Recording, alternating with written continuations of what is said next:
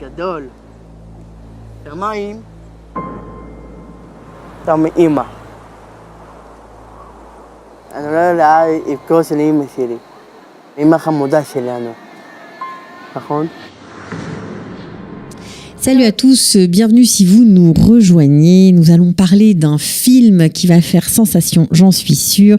Une aventure incroyable, un film israélien qui a démarré en catimini et qui se retrouve aujourd'hui en projection officielle du 10e Festival international du court et du long métrage sur le thème du handicap. Donc c'est un festival off dans le cadre du Festival de Cannes qui se déroule entre le 18 et le 24 mai prochain. Donc pour en parler, nous avons le plaisir d'accueillir Sylvie Rosenbaum, grâce à qui tout a commencé.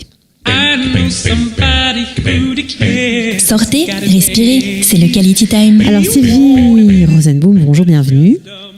Alors là, on vous accueille pour un autre sujet. On a déjà eu le plaisir de vous avoir. Là, ça change complètement de sujet. Donc vous êtes un peu, on va dire, au cœur de cette aventure. Oui, tout à fait. Et ça, c'est incroyable. On va d'abord expliquer de quoi il s'agit. Donc, c'est un film qui traite du handicap.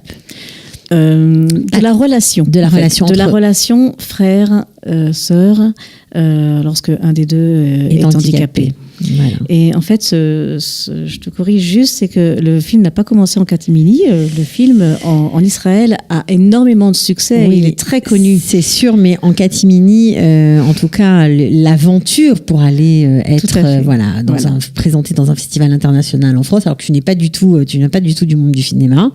Alors là, pas du tout. Pas du tout. Donc c'est ça qui est quand même assez exceptionnel. Mais bien sûr, le film en Israël a eu énormément de succès. Alors, de quoi s'agit-il ? Est-ce que tu peux nous raconter un petit peu cette histoire ? Oui, alors d'abord, il s'agit d'un film documentaire de Jonathan Nir. Un film qui raconte l'expédition d'un groupe de jeunes trisomiques qui partent faire un trek en Himalaya accompagnés de leurs frères ou de leurs sœurs.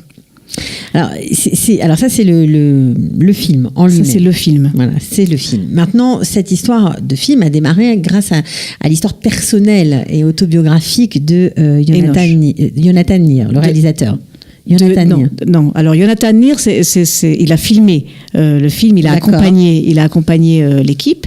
Et Enoch Kassel, c'est lui qui a un frère handicapé. C'est lui qui a un frère handicapé, Hanan, et c'est lui qui est un grand amateur de trek, et qui partait souvent faire donc des grandes randonnées. Et il voulait. Il avait vraiment le souhait d'emmener son frère avec lui, et il a essayé. Son frère handicapé, qui était trisomique en fait. C'était trisomique. Voilà. Oui. Donc il a essayé de l'emmener avec lui au Népal. Et puis ça a été très très difficile comme randonnée. Donc il a appelé son troisième frère en renfort, et qui est venu les rejoindre. Et à ce moment-là, ils ont pu continuer la randonnée. Donc à ce moment-là, on ne parle pas du tout de film. C'est leur histoire personnelle. On est très loin de tout ça. Très loin de tout ça, en effet. Ils font la randonnée. Ils font la randonnée. En fait, c'est pas vrai qu'on parle pas de film, parce que Enoch m'a raconté que, en effet, il y a eu un petit court-métrage sur eux qui est passé à la télévision. Ah, déjà. Il y a eu un petit quelque chose. Moi-même, je l'ai pas vu. Et ensuite, lorsqu'ils sont rentrés, ils ont été contactés par des familles, donc avec d'autres trisomiques, parce que en fait, Hanan habite dans un village à Gvaot, et on va y revenir. C'est un village pour jeunes adultes qui s'occupe de jeunes adultes handicapés, tout simplement. Exactement, qui se trouve dans Gush Etzion. Et donc, beaucoup de familles, ensuite, les ont contactés pour partir aussi en randonnée. En tout cas, essayer en tout cas. Et ils ont constitué un groupe, et pendant des mois et peut-être même des années, ils se sont entraînés en Israël, même dans le nord, dans le sud, Mitzpe Ramon, Masada, etc. C'est une chose difficile, parce que le Népal, c'est pas une mince affaire. Exactement. Et pour finalement partir, en 2014, faire ce trek extraordinaire, incroyable. Donc ils partent frères et sœurs. Frère qui n'a pas de handicap, avec un frère ou une sœur qui est handicapé. Qui est trisomique. Essentiellement trisomique. Ce sont des trisomiques. Et il y a même dans ce film, il y a même un couple de trisomiques, en fait, qui sont partis tous les deux, et ils sont accompagnés de quelqu'un de leur famille, mais donc et c'est très très émouvant aussi de les voir. Alors, le film, c'est Ce Voyage. C'est Ce Voyage. Voilà, c'est Ce Voyage de 2014 avec ses frères et ses sœurs, etc.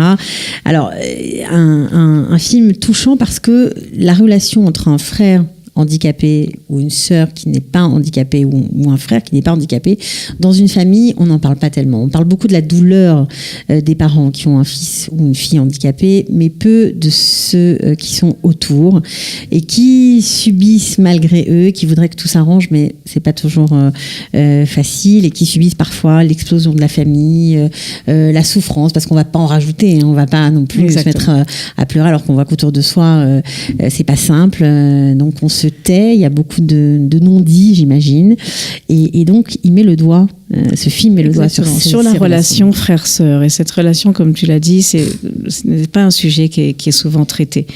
Il y a beaucoup d'associations de parents d'enfants handicapés, de groupes de soutien, mais associations de frères et de sœurs de frères handicapés, je n'en connais pas. Avec ma sœur, on en parlait même. Donc moi-même, j'avais un frère handicapé qui était l'aîné, ouais. Qui est décédé il y a 4 ans, en 2014. Et c'est ça qui a dû faire beaucoup écho chez vous, parce que lorsque vous avez vu le film, lorsqu'il est sorti, bien sûr en Israël, sur les écrans, ça a fait vraiment un grand bruit, ça a eu beaucoup de succès. Et vous, lorsque vous l'avez vu toute seule chez vous, vous êtes dit, mais je peux pas laisser ça comme ça, il faut que je fasse quelque chose. Donc je l'ai vu comme beaucoup d'Israéliens une après-midi de Tisha B'Av à la télé, et en effet ma réaction a été très forte, j'étais très très émue, je me suis dit c'est un film extraordinaire, il faut absolument le faire connaître. Alors vous vous êtes mise tout simplement à le traduire. Ah, pas tout de suite. Non, pas tout de suite. D'abord, j'ai organisé une projection à la Cinémathèque. D'accord. En l'honneur de la Ascara de mon frère. D'accord. Vous l'avez traduit après. J'ai traduit après. Okay. Et cette projection, en fait, si je peux parler un petit peu de la bien projection, sûr. organisée à la Cinémathèque, donc au profit d'une association qui s'occupe d'intégrer des handicapés dans des camps d'été et dans des rougim, dans des activités extrascolaires. C'était une projection payante, mais tous les revenus étaient recettes, pour une association qui s'appelle Shoutaf. Okay.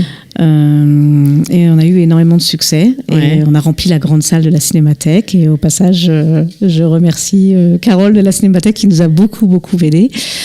Et qui continue d'ailleurs. Ensuite, alors en effet, à ce moment-là que vous avez traduit le film. C'est à ce moment-là que j'ai traduit le film, parce que je me suis dit, il faut absolument que ma famille voie ce film. Étant donné que j'ai l'impression que dans ce film, tout ce qui est dit, c'est tout ce que je ressens. C'est en gros tout ce que vous n'avez pas réussi à dire à personne. Tout ce que je n'ai pas réussi à dire. Voilà. Tout ce qui est dit et tout ce qui est, en fait, c'est pas seulement dit, c'est aussi filmé. Je veux dire, la relation frère-sœur n'est pas forcément explicable, palpable. Voilà. Mais là, avec les images, voilà, avec des images aussi, exactement, des regards. Exactement. Alors, donc j'ai traduit le film. Donc j'ai traduit le film en français. Vous demandez l'autorisation du distributeur, qui quand même sait que vous existez du coup. Oui, tout à fait. Voilà. Et d'ailleurs, il m'a donné le film, je l'ai traduit et je l'ai montré à ma famille. Et puis, on en est resté là. On en est resté là. Et puis, il y a 1 an et demi, le distributeur international du film m'a contacté et m'a dit, tu sais, on est invité en Belgique, est-ce qu'on peut utiliser ta traduction ? Il y a un festival du film en Belgique, on est invité là-bas. Donc, on a un petit peu repris la traduction. Mon mari et moi, on a retravaillé dessus quelques soirs devant notre ordinateur. Et en effet, le film est parti en Belgique avec ma traduction. Et puis, à ce moment-là, je me suis dit, mais enfin, on ne va pas s'arrêter là. Si Puisqu'il y a une traduction, pourquoi pas la France, en français. Voilà, la Belgique, pourquoi pas la France ? Alors, donc, j'ai recontacté Omer, le distributeur, et puis là, il m'a dit, oui, mais alors... à Cannes. Jusque-là, parce que nous on n'a pas de contact, tu te débrouilles, mais tu vas-y, quoi. Alors, comment on fait quand on n'est pas du monde du cinéma, quand on essaye de... Voilà. Non, parce que quand même, vous vous retrouvez à Cannes, donc nous, on veut savoir comment vous avez fait. Ben, ça, c'est vraiment la fin de l'histoire, Cannes. Enfin, peut-être ce sera un début d'autre chose, mais à ce moment-là, donc, c'est vrai, j'ai pas beaucoup de... Non, je ne connais pas du tout dans le cinéma. Et, donc, vous tapez à toutes les portes ? Mais voilà, j'ai tapé à toutes les portes, j'ai contacté des communautés communautés juives en France, des personnes un peu plus influentes dans les communautés, surtout les communautés, en fait, les communautés juives. Et là, j'ai été vraiment aidée par Jean-Charles Zerbib, qui m'a aidée. On salue s'il nous écoute. Voilà, qui m'a beaucoup aidée avec ce film. Voilà, qui m'a donné beaucoup de contacts. Et en fait, je suis partie donc en juin dernier pour présenter le film à Cannes, Marseille et Paris dans le cadre du festival du film israélien. D'accord, donc c'est ça qui a été votre première entrée. Le film, le festival du film israélien a pris ce film-là. A pris ce film. Il a été aussi projeté sans ma présence aussi à Bien Strasbourg sûr. et à Carpentras. Il y a eu et ça va continuer. Et puis tant qu'à faire, alors avec tous ces contacts en fait, de fil en aiguille, on parle et on m'a parlé du festival du film sur le handicap que je ne connaissais pas, qui a lieu à Cannes pendant le festival de Cannes. C'est un festival off. Et donc j'ai inscrit le film sur la plateforme. Internet, sur Internet. Sans connaître personne, en renvoyant un petit. Voilà, j'aurais envoyé. J'ai parlé avec Omer, le distributeur. Il m'a donné tout ce qu'il fallait, tout ce que. Et vous l'avez fait. Et je l'ai fait. Et alors là, un beau soir, coup de fil du directeur du festival. J'adore. Et votre film nous intéresse. Voilà, et le film a été sélectionné. Donc pour ce festival. Et donc là, vous partez en France, vous êtes invité par ce festival pour présenter ce film, parce que comme vous parlez français, vous l'avez traduit, voilà, vous connaissez bien. Je ne suis pas invitée par le festival, je suis invitée à venir le présenter, mais après, tout est à mes frais. On espère que le ministère d'Arroutz, le ministère des Affaires étrangères va vous aider, israélien va vous aider. Israélien, j'ai fait une demande, on va voir ce qu'ils vont pouvoir faire, eux et l'ambassade. Parce que c'est quand même une belle vitrine pour Israël, c'est quand même quelque chose d'assez exceptionnel en plus. Alors, vous partez à Cannes, ça c'est très bien, vous allez être peut-être, pourquoi pas primé, parce qu'il y a des prix, vous pouvez remporter un prix qui donnera encore une autre carrière, on vous le souhaite, au film. Donc parmi 20 films qui seront présentés sur le handicap. Oui. Et puis, vous avez quand même décidé de penser à nous et vous essayez aujourd'hui d'organiser des projections du coup, traduite en français. Oui, pour les francophones d'Israël qui ne pourraient pas voir le film en hébreu. Donc j'avais pensé organiser des projections, d'abord pour commencer par Jérusalem et puis ensuite Tel Aviv, Ashdod, Natania, etc. Et pour vous aider, vous avez fait... Pour m'aider, alors étant donné que je connaissais pas, voilà, j'ai encore cherché des contacts et là je suis tombée sur un couple extraordinaire, Sarah Bronstein et Yoram Bitton, et je leur ai demandé s'ils pouvaient m'aider et en effet, donc c'est tout à fait leur milieu, et on a décidé d'organiser ces projections. Et puis on a réfléchi aussi, on s'est dit mais pourquoi faire ces projections ? Quel est le but de ces projections ? Et en fait, on est arrivé à cette conclusion qu'on voulait aider l'ALIA des familles qui ont une personne handicapée, enfin un jeune handicapé. C'est un sujet très je voudrais raconter aussi que l'an dernier, lorsque j'ai présenté le film à Marseille, après chaque projection, il y avait un débat. Et j'ai été très très peinée de rencontrer à Marseille des familles qui avaient fait leur dans les bras, qui m'ont raconté qu'ils avaient fait leur aliyah mais qui n'ont pas pu rester parce que il n'y avait pas de cadre pour leurs jeunes enfants handicapés. Ils ont dû repartir en France. Il faut comprendre que ces jeunes handicapés ne parlent pas du tout l'hébreu, parfois ils ne peuvent pas du tout assimiler une nouvelle langue, et s'il n'y a pas une prise en charge en français, outre le handicap, la communication devient impossible et c'est pas viable, quoi, ni pour les familles ni pour ces jeunes. Voilà. Donc c'est vraiment un sujet qui est de plus en plus qui revient de plus en plus voilà, sur la table, on peut dire ça comme ça. Et c'est la raison pour laquelle on voudrait organiser ces projections en français pour essayer d'aider l'ALIA, donc des familles avec un handicapé. Eh ben, c'est tout à votre honneur. J'espère que vous allez y arriver. De quoi auriez-vous besoin pour que ça marche? De quoi on aurait besoin? De beaucoup de publicité. De vous faire connaître, d'aide financière, d'associations qui se manifesteraient, qui aimeraient s'adjoindre à ce projet. Exactement. Bah, pourquoi pas? Voilà, le sujet est lancé. Si vous avez envie que ce film soit connu aussi du public français, parce qu'il est traduit en français, donc c'est possible. C'est un film israélien qui est présenté au Festival de Cannes. C'est quand même pas n'importe quoi, Festival de Cannes off. Bien sûr, festival bien sûr, sur le thème du handicap, voilà, pour aider l'ALIA de France, de ces jeunes handicapés qui souffrent, c'est pas toujours facile. Et ben pourquoi pas, on peut aider. Sylvie Rosenbaum, comment on fait pour se manifester à vous? Vous pouvez me trouver sur Facebook. Sur Facebook, d'accord. Oui, sur Facebook ou directement peut-être par toi ou par Kalita. Voilà, je crois que Kalita essaie aussi de vous aider. Réfléchis à des solutions, pourquoi pas pour on en est au tout début. Plus grand monde. C'est le tout début, donc c'est le moment de vous manifester. En tout cas, voilà, Archeli Gibor, c'est le titre en hébreu. En français, eh bien, mon frère est un héros. Voilà, on peut dire ça comme ça. On va peut-être poser la question, cette fameuse question qui m'a beaucoup plu. C'est qui est le héros? C'est qui est le héros? Quel frère est le héros?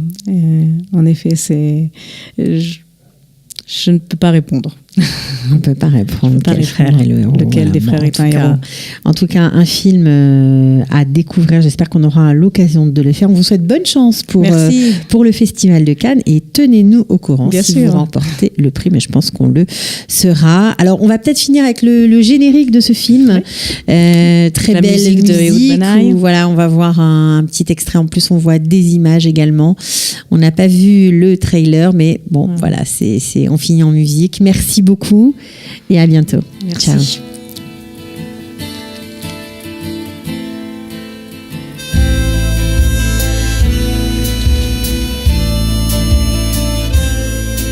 מקומות שעברתי ביעף התעכבתי קלות,